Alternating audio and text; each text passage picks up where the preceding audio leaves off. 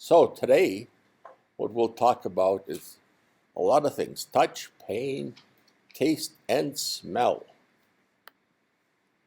So we'll begin with touch, and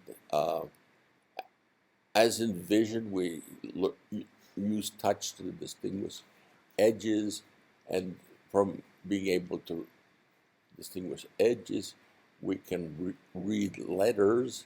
Uh, we can um, pick up objects, um, and there could be little statues, and you can tell the shape of the statues with your eyes closed.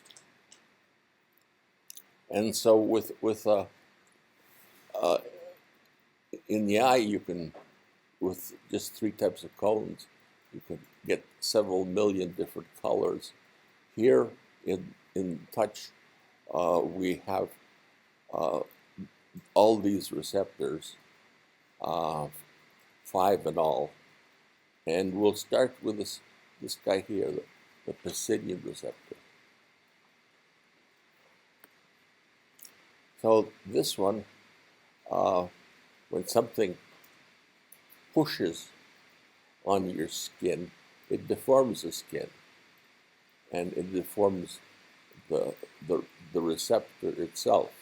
This receptor is interesting because it has these sort of onion-like layers to it.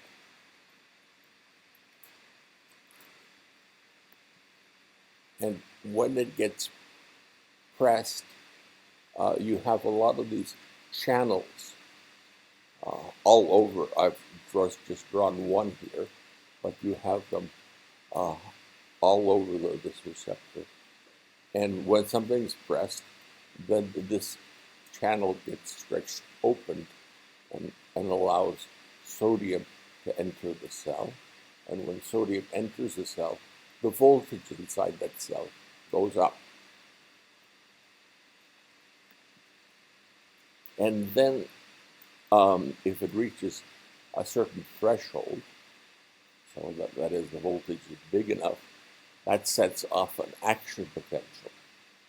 And the action potential is useful because if it can travel a long distance, plus these fibers, the touch fibers, and a few others we'll talk about, are myelinated, which means they have these insulative little sections, and the action potential jumps from opening to opening between this myelin.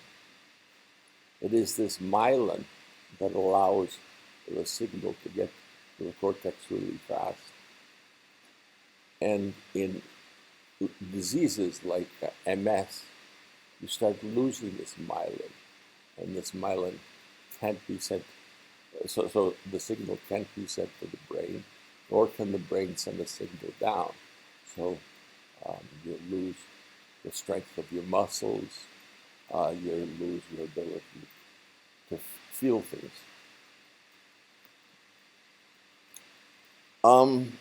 When you apply a pressure, that creates a voltage in that receptor that we were looking at.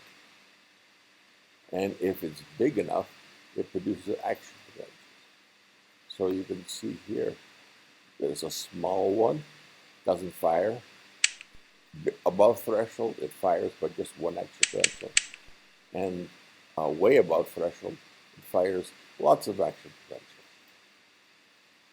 So one of the ways that the brain knows that there's a large pressure being placed on the skin is by the frequency of these action potentials.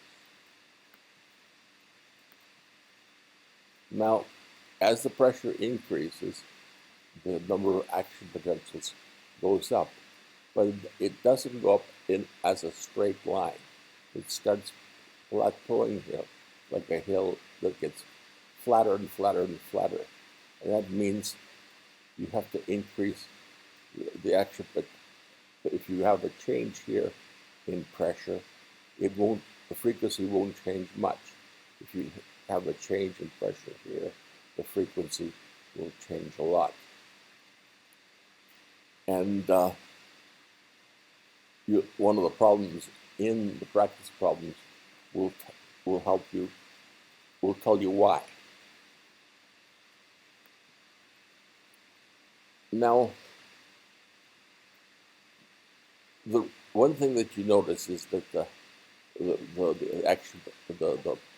pressure stayed went up and stayed constant here, but the receptor potential went down slowly. Okay, so it adapts, and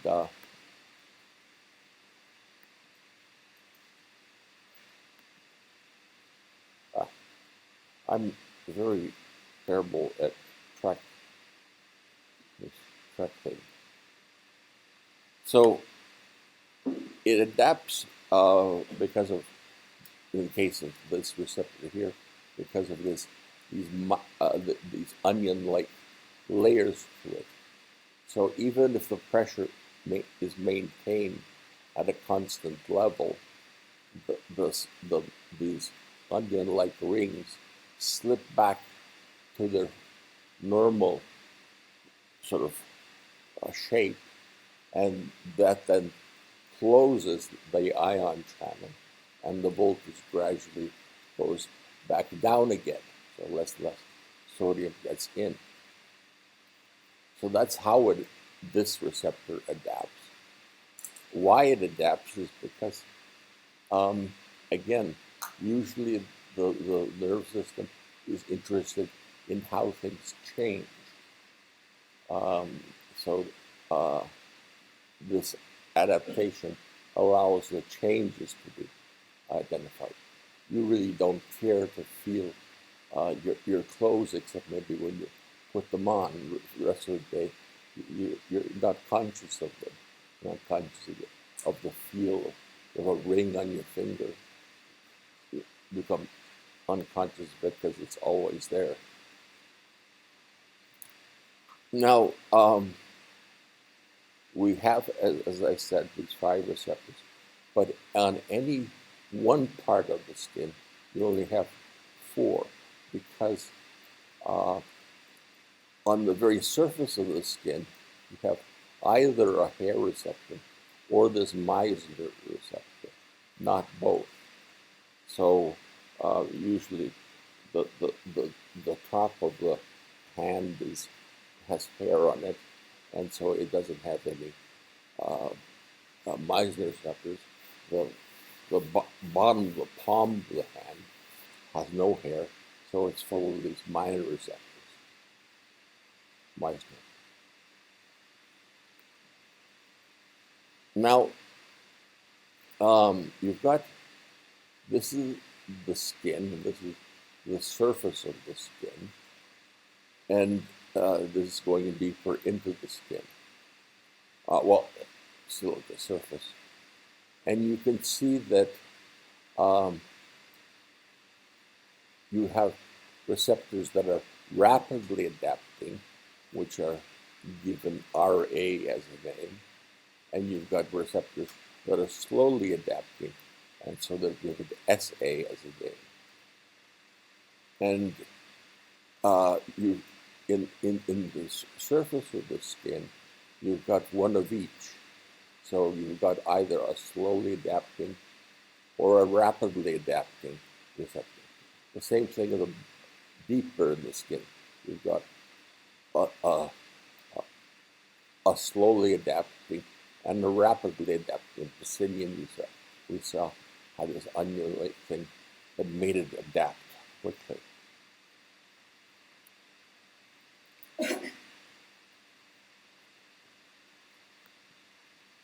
Now, we had on the eye the concept of the receptor field size, okay? So again, the hand and anywhere on the surface of your body, you have receptor fields of different neurons.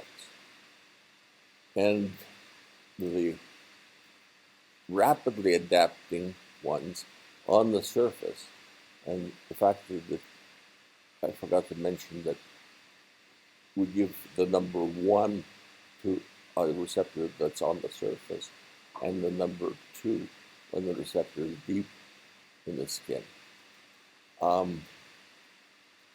We do that so we don't have to remember all those funny names. Okay? So you're not responsible for remembering any of those funny names. Just this way, this symbolism. RA for rapidly adapting, SA for slowly adapting, 1 for surface, 2 for deep. So you can see here, there's the RA1, which is at the surface of the skin, because you see the 1, has these very small receptive fields, whereas the RA2, which is deeper in the skin, has these large receptive fields. Okay, so 1, 2, the receptive field size changes the deeper in the skin you go. Now, you might remember that with just 3 types of cones, you could sense, 2 million different colors. Well, now we have 5 types of receptors, and there's possibly several million different grades of touch that you can feel, for smoothness, roughness, and everything in between. Another receptor that we have is one that signals pain. Okay, and of pain receptors, we have 2 types. One is thicker and myelinated, so it sends action potentials quickly to the brain, whereas this is unmyelinated, still produces action potentials, but these action potentials travel more slowly. So this is the fast one, this is the slow one. This fast one is the sort of early intense pain when something jabs you, and then this one here signals the dull pain that continues for some time after the initial incident. Sometimes your hands fall asleep, or your feet fall asleep, and that's because of compression on the nerves that send the signals up to the spinal cord up in the brain. And it is the thicker ones that are more sensitive to pressure. So they're the ones that are sending you touch receptors are the thicker ones, and you tend to lose the sensation of touch before you lose the sensation of pain and temperature. Usually when your hand gets numb and then becomes unnumb, so the first thing you feel is a sense of pain, and then gradually your touch returns.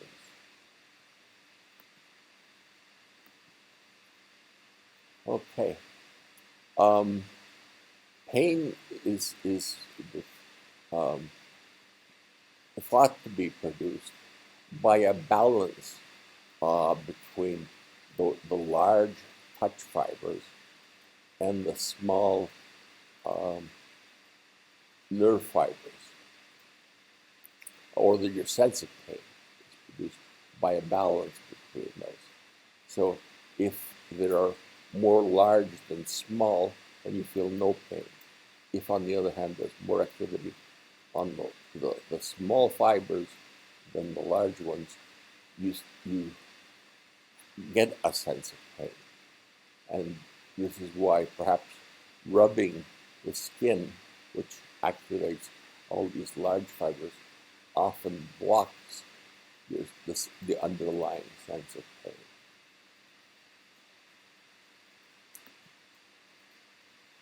The other thing the skin senses is whether things are hot or cold. Again, these are all thick fibers, so they myelinated, so they send their signal rapidly. And so over these temperatures, your cold one will fire. Over these temperatures, your hot one will fire. Freezing and burning, you can see, don't activate these things much. What activates those things are your pain receptors.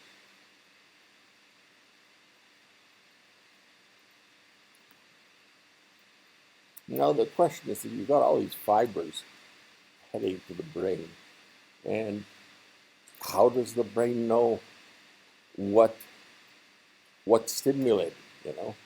Something is producing those action potentials, but no, all the brain knows is I'm getting extra potentials. What is it? So, for example, in the case of touch, it could be a rapidly adapting afferent that's being touched repeatedly. So it looks like a long tonic signal, is coming every time it hits. It could, on the other hand, be a slowly adapting afferent, and something is sort of constantly pressing on the skin. It could be something on the surface and small, and it could be something that's pressing deep into the skin. And all of these things send the same action potentials to the brain, the identical action potentials to the brain. So how does the brain know?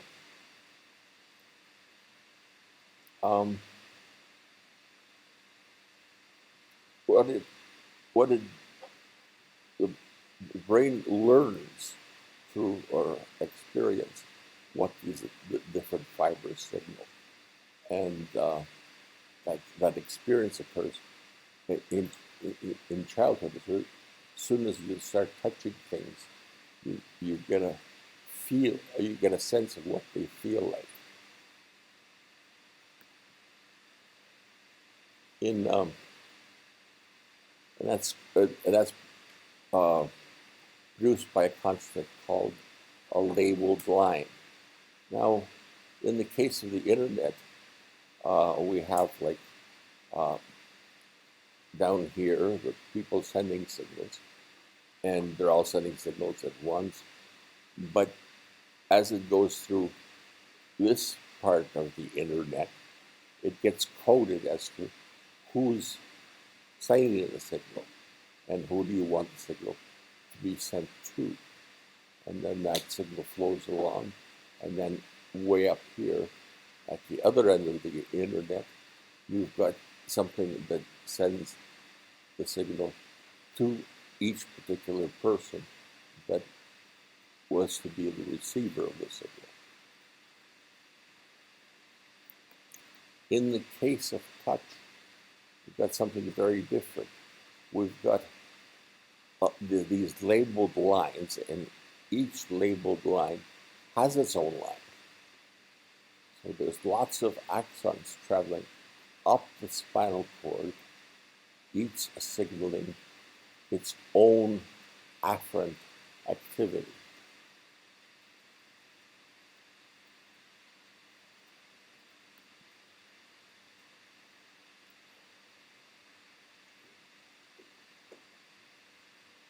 So the definition of a labeled line is a label attached to each of the fiber as to what its submodality is, whether it's a rapidly adapting afferent on the surface, or it's a rapidly adapting afferent deeper in the skin. And learn that just by experience. That label is attached. Now, so we know a sense of, a feel what the touch is from this labeled line. It's somewhat similar, you will find out, with something called place coding in the auditory system.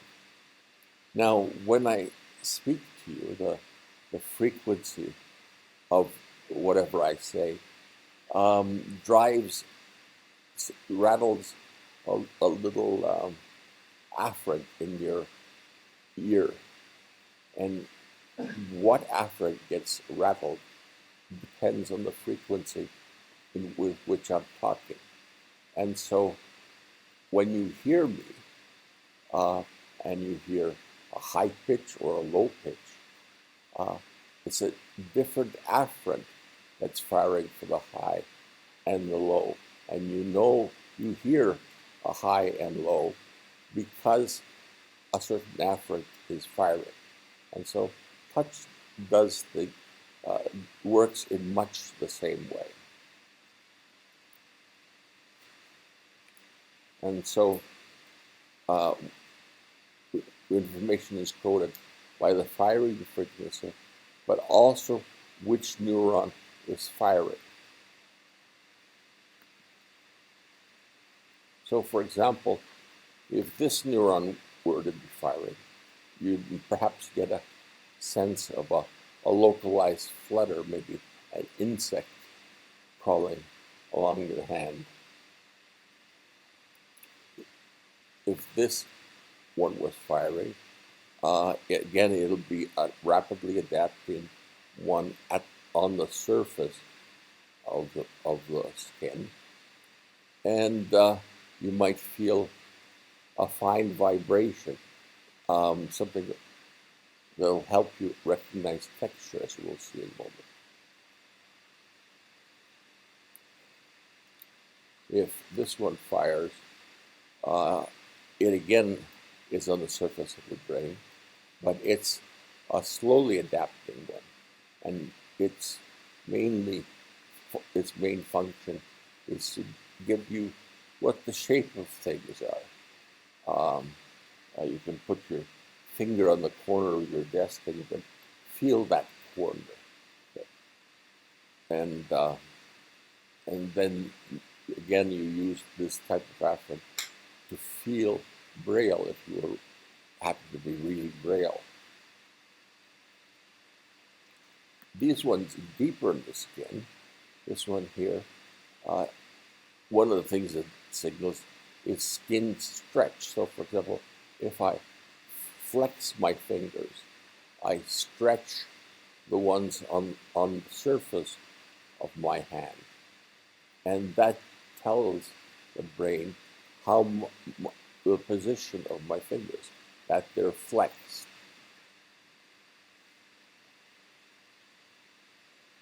If this one fires, of course, it's rapidly adapting, but it's deep in the skin, so it just tells you something like a tapping with a pencil, or maybe you're holding a power tool and it's vibrating.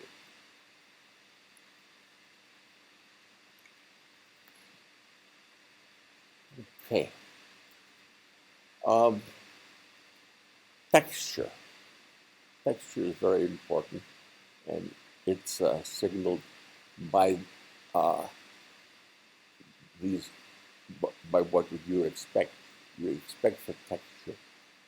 Texture is a fine thing, so you need something close to the surface of the skin. And also, it's good if it's a rapidly adapting thing. Try rubbing on your shirt, or you can see how well you can tell the texture of your shirt. Then stop. You'll sense that your sense of texture has decreased quite a bit. When you move your hand, you could feel all the fine things. When it's steady, you stop feeling. That's because it's rapidly adapting. Once you stop rubbing, it stops firing.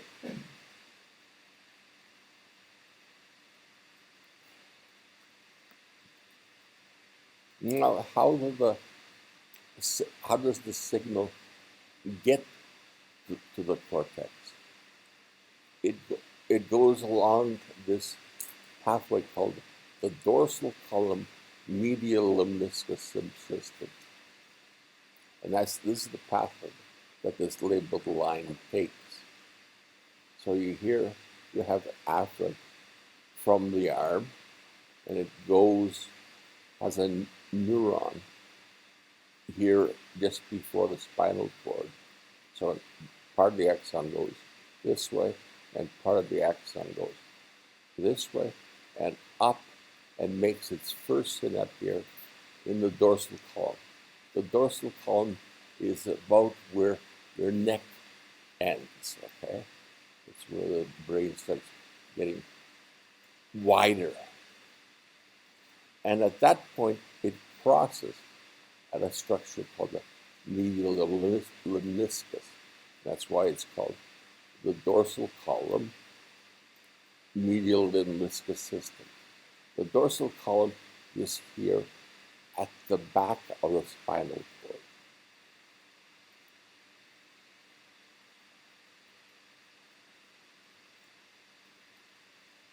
From there, like every afferent, you go to the thalamus. And from the thalamus, you go to something called the somatosensory cortex. And as we'll see in a moment, there are different areas of this somatosensory cortex that get activated. And this arm has its own area.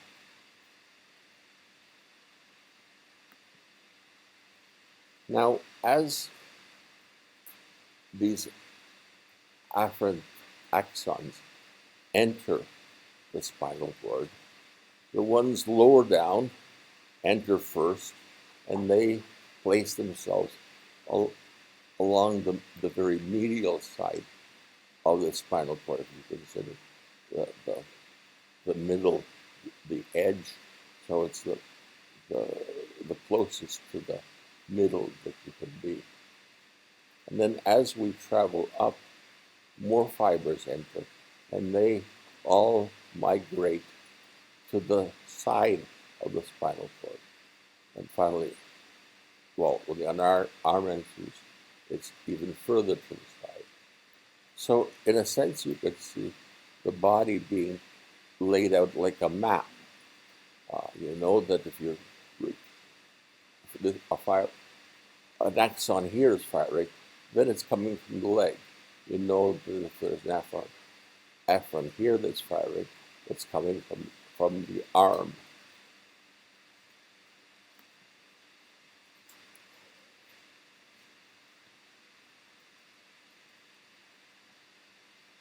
Okay, I think I already said that.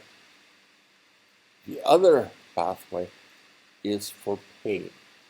And for pain, we go along something called the anterolateral system.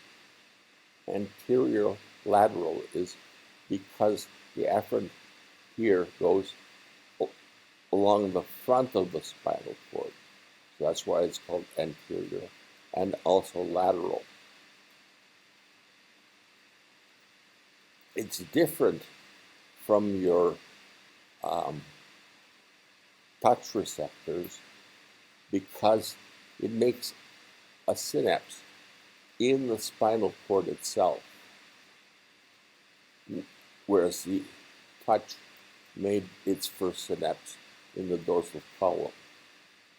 Then it crosses over to the opposite side and travels straight up to the thalamus and finally to the arm area. So that arm area senses touch and pain as well, and temperature.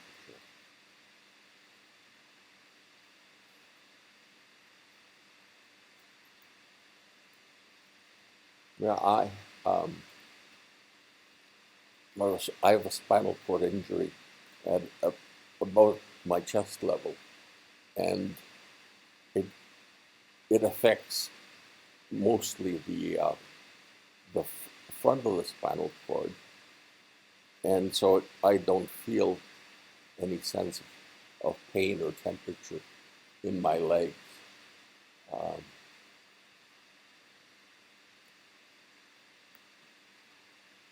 Now, I apologize for this slide. It's I dimmed this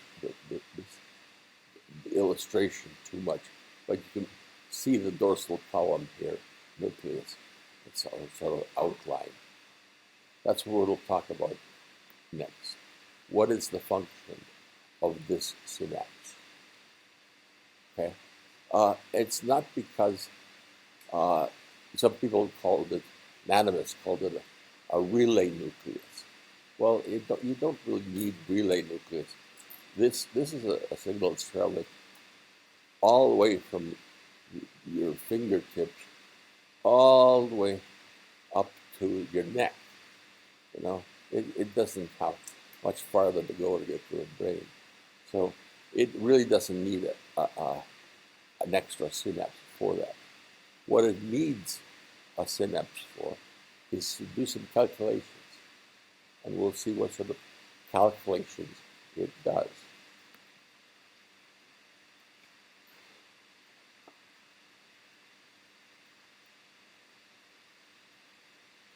The first one it does is convergence. If the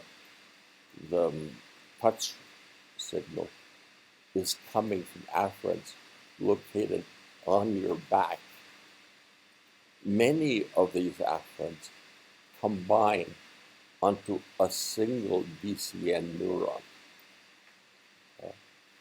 That produces these large receptive fields on your back, and as a consequence, it means that it's poor at discriminating fine, small distances on your back. If you were to, with your fingers, touch 2 points at the same, touch the back with two of your fingers, you'd find, or somebody else touch your back with your fingers, you'd find that you'd have a tough time distinguishing between whether it's one finger or two fingers that's touching your back.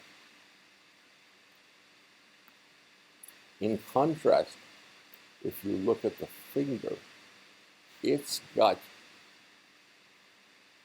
many neurons which send one afferent sending its own signal to a DCN neuron, and another afferent beside it to another one. As a consequence, the receptor field of touch receptors on your finger are very small. And as a consequence of that, you have very fine touch abilities in your fingers. And of course, you have a much bigger representation of your fingers in the DCN, those are called nucleus.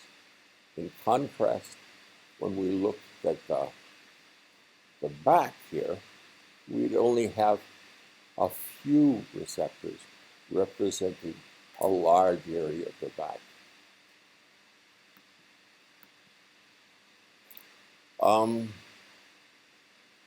Okay, you can test that. If you want to test your receptor field, have someone touch you with something like a paper clip and put the 2 points of the paper clip close together or far apart. And if you compare the distance that you can discriminate on the fingertip with that, for example, on the arm or the back, you'll find a remarkable difference between the distance and you can discriminate. The other structure that is very, has a, like the finger, has a very high sensitivity or high ability to discriminate, is the tongue. So that was the first function, the convergence. The other function is this inhibitory surround. We saw that cells in the eye have this inhibitory surround. And that means that, but the way that these inhibitory surround receptive fields are constructed is a bit different from that of the eye. But again, cells afferents in the center send a signal to a DCN neuron and produce a positive influence on it. That is, you increase the action potential rate. Other afferents in the surround send a signal through this more complicated pathway to inhibit the firing rate of this DCN neuron. So again, you remember in the case of visions, this inhibitory surround receptive field was what allowed you to see an edge clearly. Okay? And the same holds for touch. Question is, why can't you tickle yourself? Okay, other people can usually tickle you, but not you can't do the same thing to yourself. One explanation for it is that a signal comes down from the cortex and it inhibits the afferents that are sending signals up to the cortex. So this is the cortical signal, and it has a synapse over here, and that synapse blocks the activity going up. And of course, this signal from the cortex will occur when you move and try to tickle yourself. Okay? So when you're doing the tickling, you've got a signal here. When somebody else is doing the tickling, there's no signal there because you're not doing the tickling. So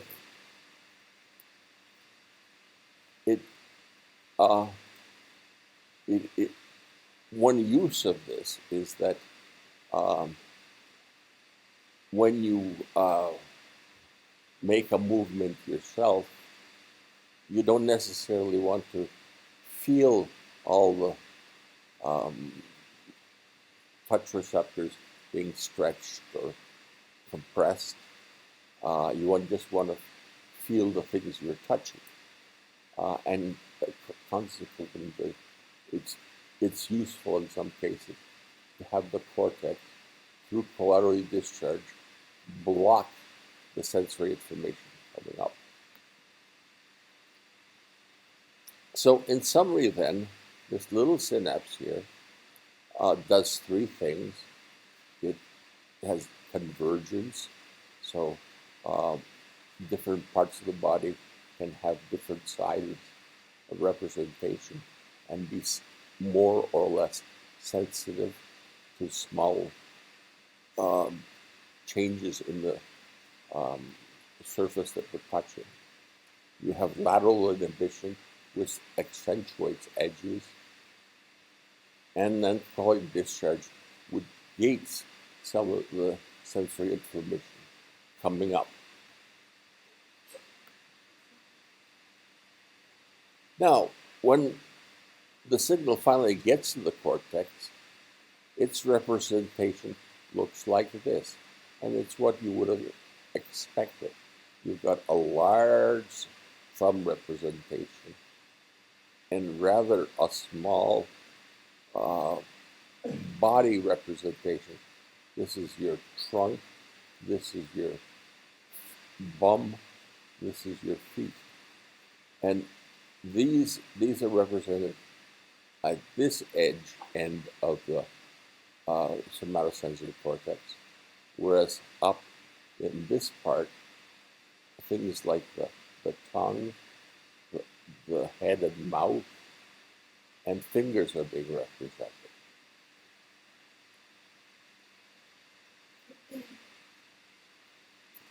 So you have a distortion of the body parts. Phantom limbs are kind of interesting, and they tell you something really important about what these neurons can do.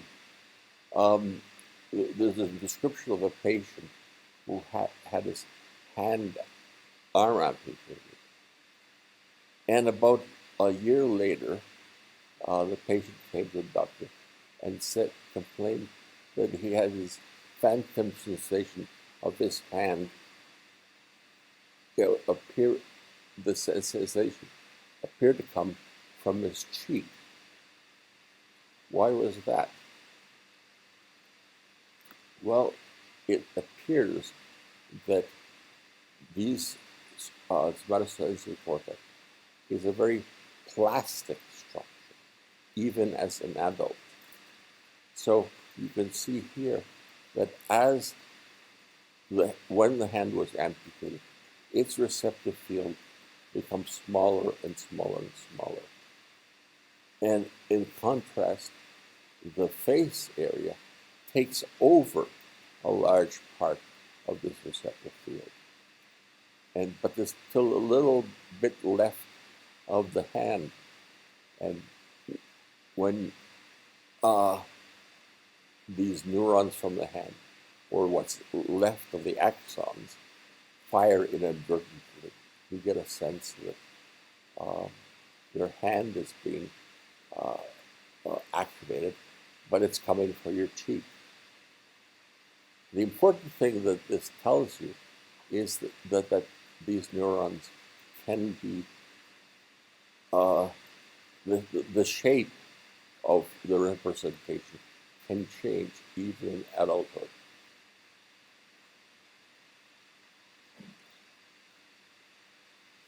Now,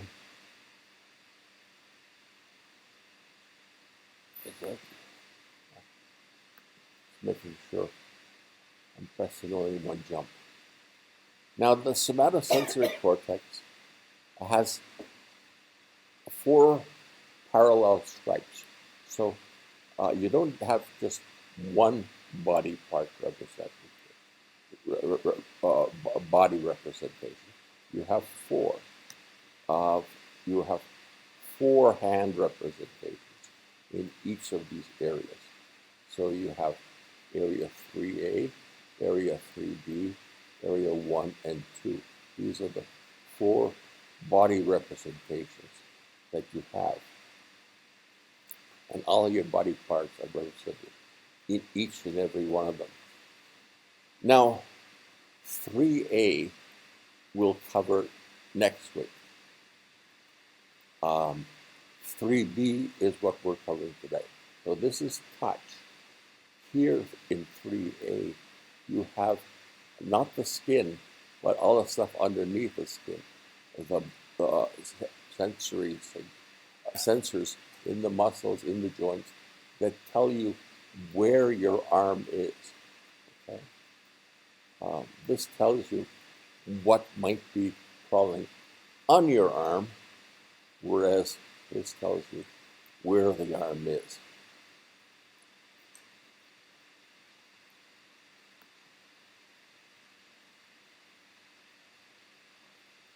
Now, these 2 structures here are like the primary visual cortex that we talked about. These structures 1 and 2 are like the higher order areas that we saw in vision, like the B2 and B3.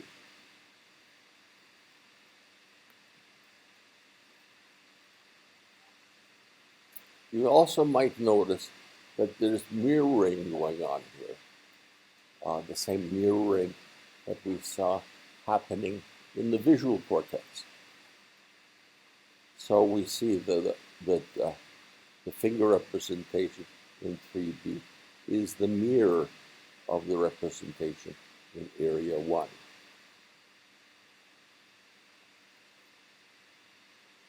This, just to get you, we mentioned in lecture 5 that sort of a big dividing point is the central sulcus. It separates the frontal lobe from the parietal lobe. So this is just to get you located. So this sulcus here is a defining sulcus in the brain.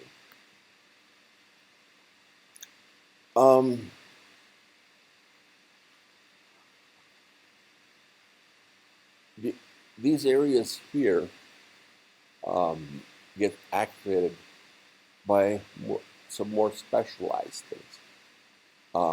Area 1 gets information mostly from these RA1 receptors, and so it's very good at recognizing texture. This area 2 gets mostly SA2 receptors. So, for example, it's good at telling what the shape of how much your fingers are, what your finger position is. The other thing that's different from these higher order areas is that the receptive fields change.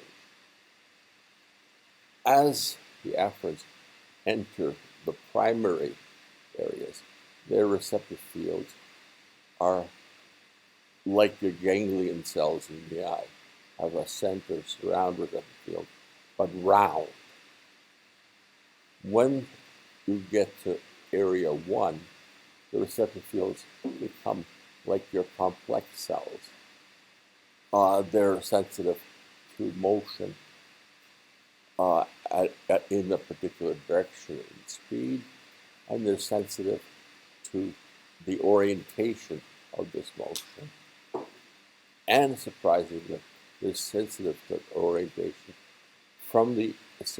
by combining the signal from several of your fingers.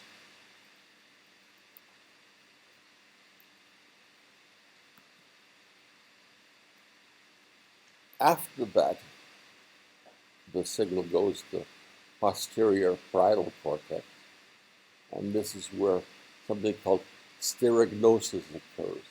It's a big word for the fact that you can identify things by touch. So it's like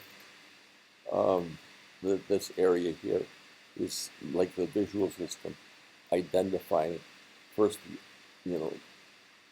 objects, and then that something is an object, and finally that what type of object it is, whether it's a face or not.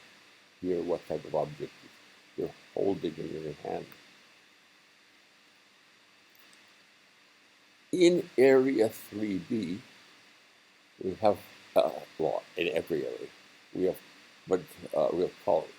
Area 3B columns are notable because each column represents a different afferent type. So the end of your labeled line is here. It's here that each of these afferents are being represented.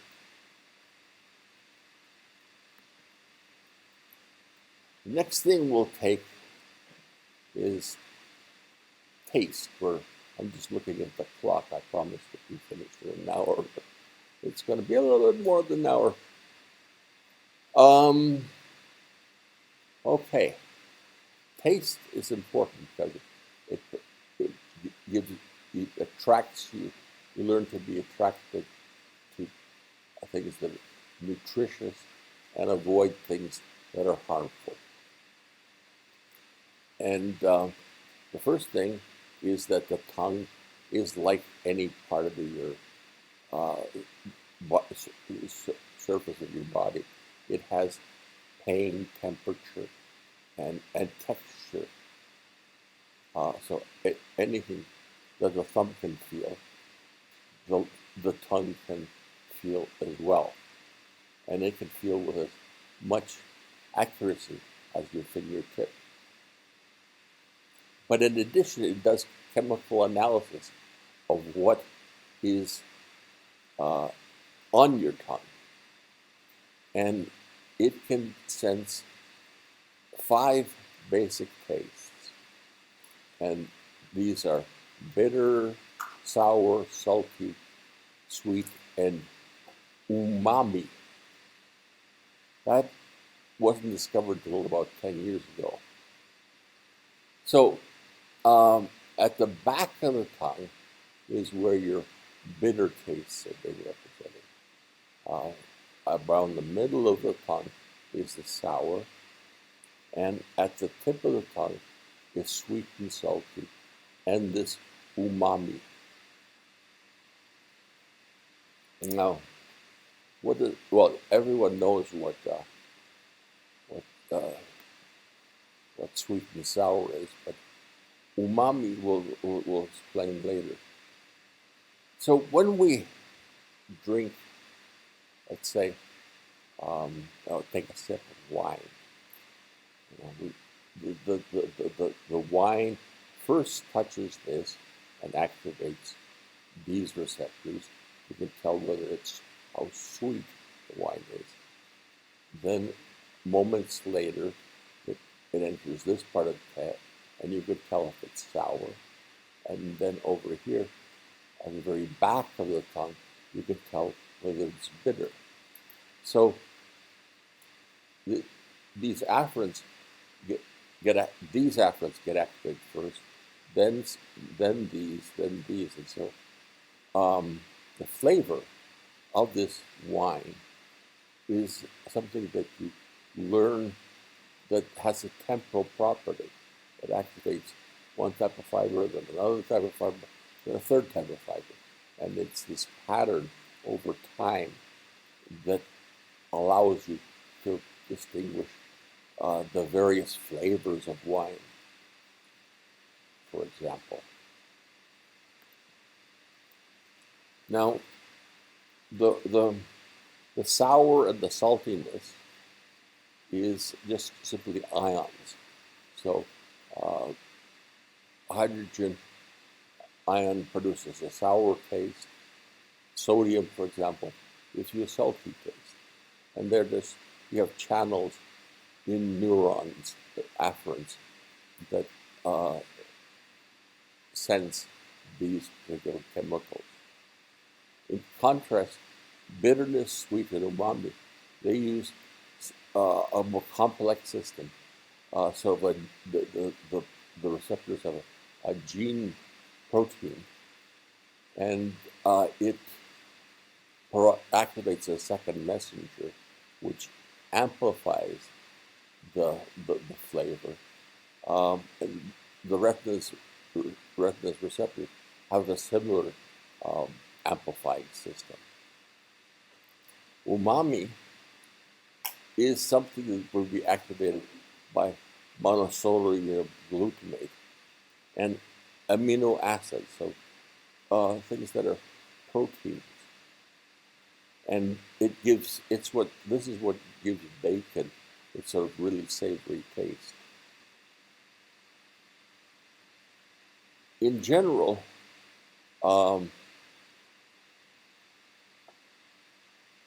you can think of each of these receptors as a keyhole, and only a special key fits each keyhole. and uh, all kinds of drinks have tried to put in artificial sweeteners that will fool these receptors into thinking that that molecule is sugar and therefore give you that sugary taste, but it has no nutritional value. So on the tongue, each of these receptors are encoded in something called a taste bud. And each taste bud has a cluster of about 100 of these neurons. Like this green one would be one type of neuron, this yellow one another type of neuron, but there would be 100 of them. And each of these cells can taste one of the 5 tastes that we mentioned. Now, because the tongue is in a very hazardous place, you do things like drink scalding coffee and all kinds of other things, hot peppers, and that sort of destroys the ability of these taste cells. But luckily, these taste cells regrow if they're damaged. And it takes about 2 weeks to regrow the cell. It starts with a basal cell located here at the bottom, and then gradually evolves into these taste cells that you see here on the top. Innervation, the afferent that sends the signal to the brain, is very important, because if this is cut, then the receptor itself gets damaged. But luckily, either this being damaged or this being damaged, both are replaced with time.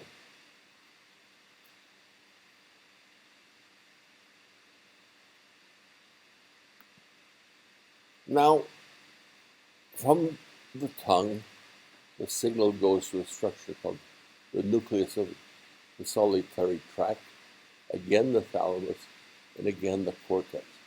In this case, the particular part of the cortex is the insular taste cortex.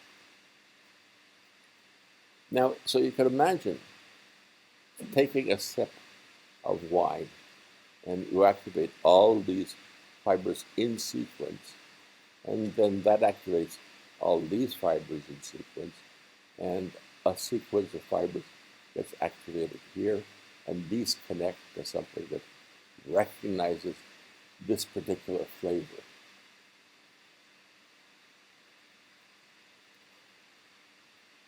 And it does something like the labeled line that we talked about in touch. Now we have inborn hungers. We have receptors specifically designed to recognize salt, because salt is an important ingredient for many things, but especially for firing nerves. And we get a craving for these chemicals, because we do need them.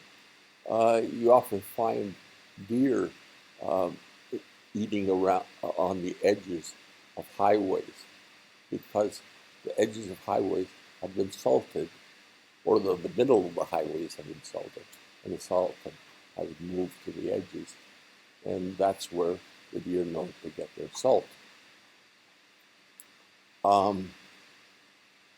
Sweetness gives you a pleasurable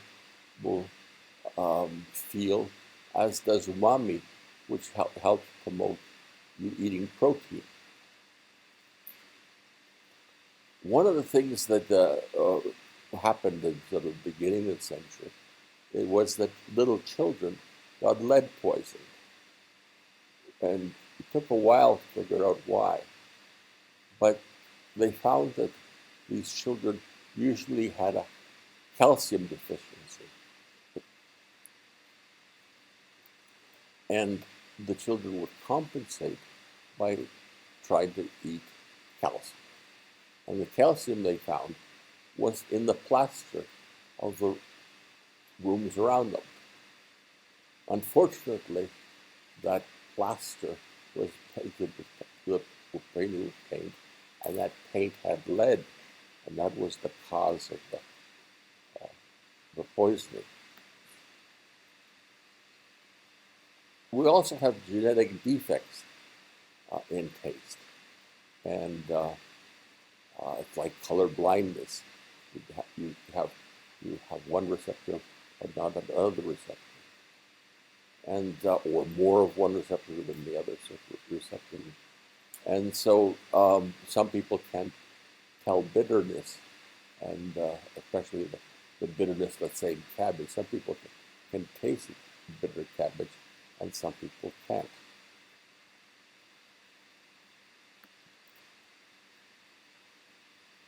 Now, you also learn to have taste aversions. Some are automatic, and especially things that are bitter are avoided naturally. And because bitter things are often either spoiled or poisonous. Now, if you try to, if you have a rat problem, you often combine a tasteless poison with a particular food, which causes nausea. And if that happens often enough, the rat learns to avoid that particular food because it associates that food with the nausea and the sense of being poisoned. And these kind of aversions can last a lifetime. So it's like classical conditioning, but not quite. Because, for example, if you go to a restaurant and you eat something bad, you learn to avoid, you get an aversion for that thing that made you nauseous for a long time. Like you don't get any aversion for the music that you heard while you were at the restaurant or the people that you were with at that restaurant. It's specific for the food. Smell.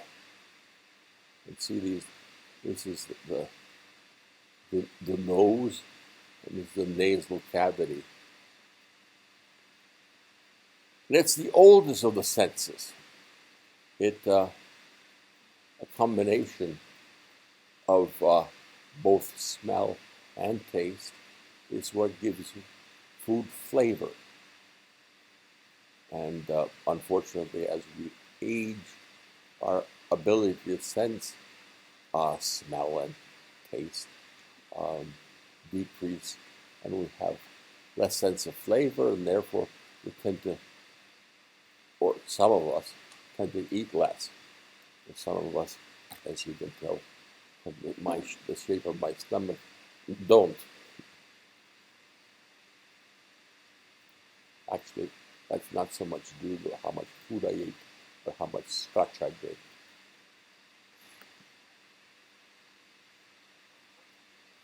So, smell are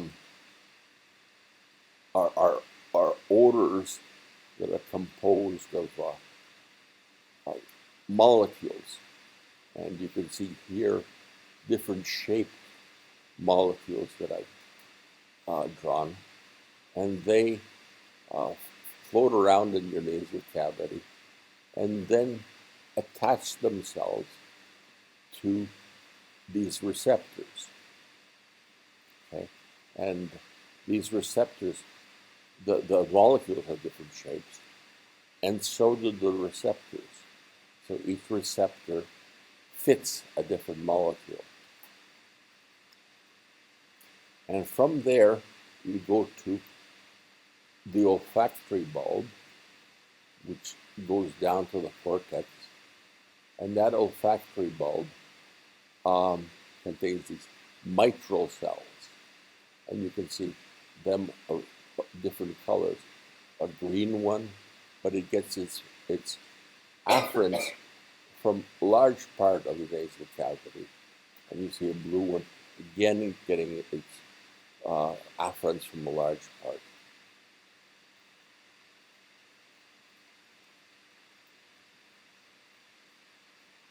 And again, like the sense of taste, your sense of smell is also in a place that's prone to all kinds of damage. You tend to get colds and infections in your throat, and those affect your taste cells. And so again, you're lucky because they can regrow. Okay, these afferents here, you can see, travel through bone to enter the olfactory bulb. Okay, suppose your head suddenly hit something. Well, the head would stop, the skull would stop moving, but your brain would slosh forward. In sloshing forward, often these afferents are cut. Okay? And so after a concussion, sometimes you have a loss of smell, and that loss of smell can go on for a month or two. But again, these cells regrow and the taste of smell returns. Now, from this olfactory bulb, the information goes to several areas. It goes to the piriform cortex, where you have a particular afferents being mixed together to code particular smells. And then you have the amygdala, which is a place where you have either a sense of pleasure or a sense of disgust. And so it gives that sort of sense to what you're smelling. And then from there you go to a structure called the hippocampus, which is very important in coding what the smell is that you're smelling at the moment. And that encoding gets stored in the orbital frontal cortex. So this is where the memories lie. The memories don't lie in the hippocampus, but the hippocampus determines where is orbital frontal cortex. The different smells will be stored.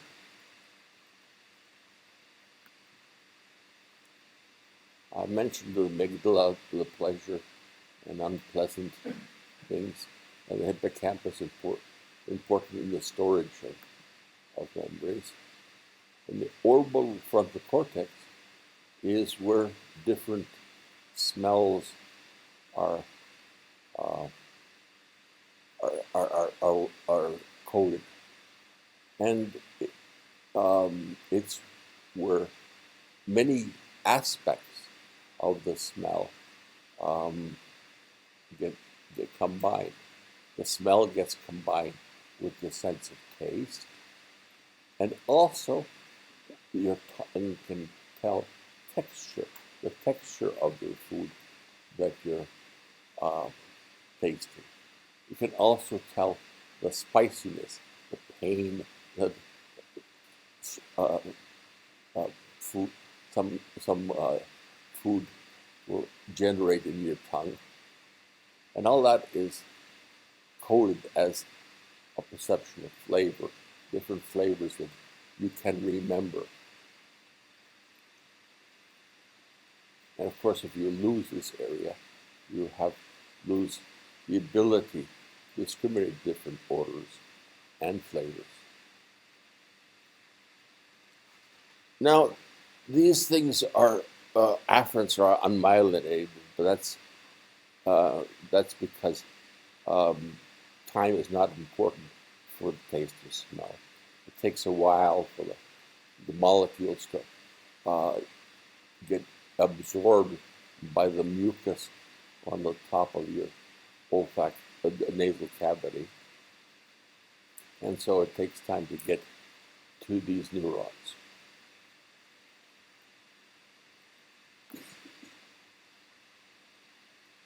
And also, time is important in this thing. So when you take a whiff of something, different molecules get absorbed at different rates, and different afferents will fire at different rates. So the brain remembers the temporal pattern in which the smell produced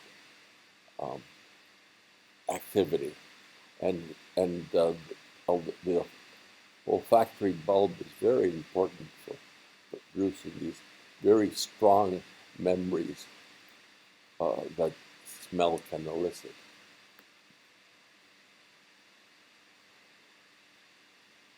Now, unlike all the other receptors that we've studied so far, there's no basic receptor. We had 3 types of cones, 5 types of receptors, but we've got more than 300 humans receptor types here, and they're not classified into sweet, sour, and so forth. They're just different types of receptors, and they're spread out all over the different types, all over this nasal cavity. I've drawn here just 3. There are 3 different colors, and these are 3 receptor types. And each receptor type goes to its own mitral cell. So here's a green mitral cell. So all the green receptors go to it. And each one of them, of course, has this triangular shape that fits triangular. I'm just looking closer. I know, I think that those are round, actually. Sorry for the poor sharpness of this figure. But yeah, some are round, some are triangular, some are square for illustration purposes. And but notice that the shape here, all the ones with this particular shape of receptor go to this particular microcell. So rather than like in the sense of the eye or the sense of touch, you have a mapping of the body. The different microcells here in the olfactory bulb map smells instead.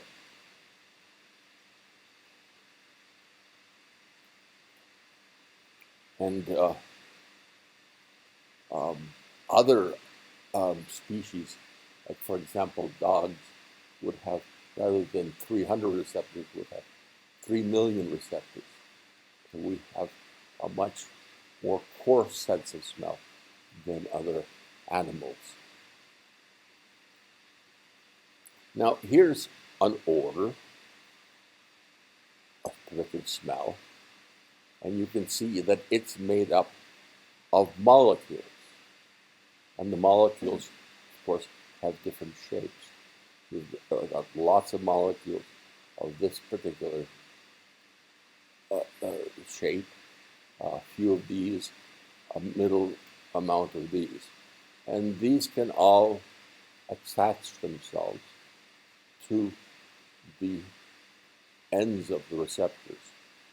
One of the things that confuses things is sometimes the molecule can attach itself to two different receptors. This molecule here, when it's turned this way, can attach itself to the blue receptor. This molecule, the same molecule, when turned around, can attach itself to the yellow type of receptor. So the different afferents, one of these 300, can sometimes be affected, activate several afferent types. Now, what the brain uses to figure out what the smell is the combination of which fibers are being activated. And so they can be, in this case, it has to learn that if there's lots of these, few of these, and a little bit of that, that's the smell that you have.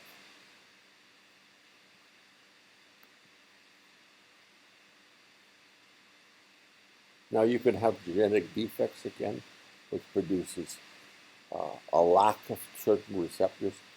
So one of the 300 or so is missing.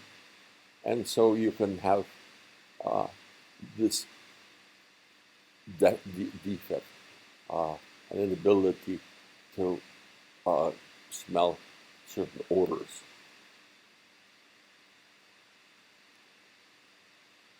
Again, I've mentioned that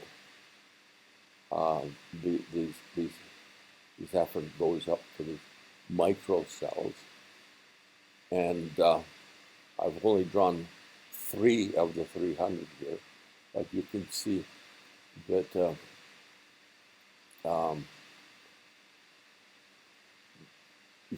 sort of a map being produced here.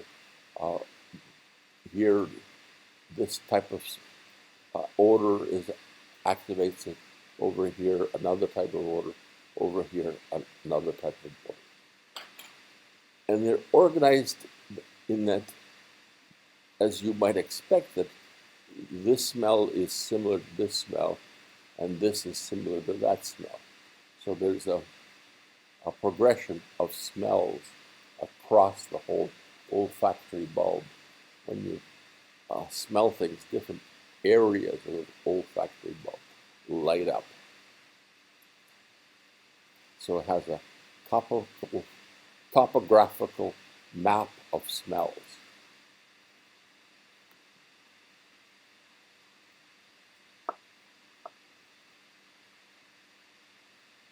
I mentioned again that this is a dangerous place to be, the nasal cavity. You have viruses and toxic substances that you smell, and so they get replaced. But the interesting thing is that this mapping here, the location of this microcell, we might lose some of these receptors, but they'll regrow, and they'll regrow to this location, these receptors that like this green-shaped end. Okay.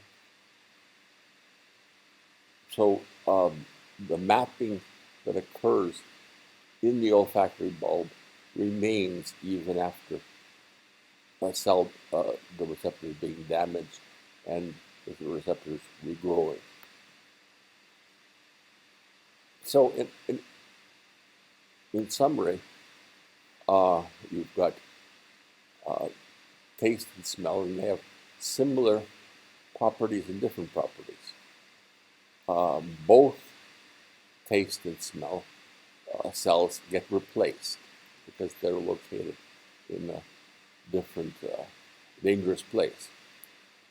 Both taste and smell project to the newer cerebral cortex and an older cortex called the limbic system.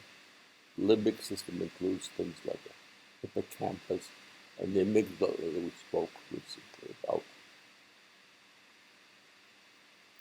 and these are sort of systems that tell you about whether signal hunger, signal pleasure, and so forth. While the neocortex is analyzing more as to what the things are. And I think that's it. Thank you.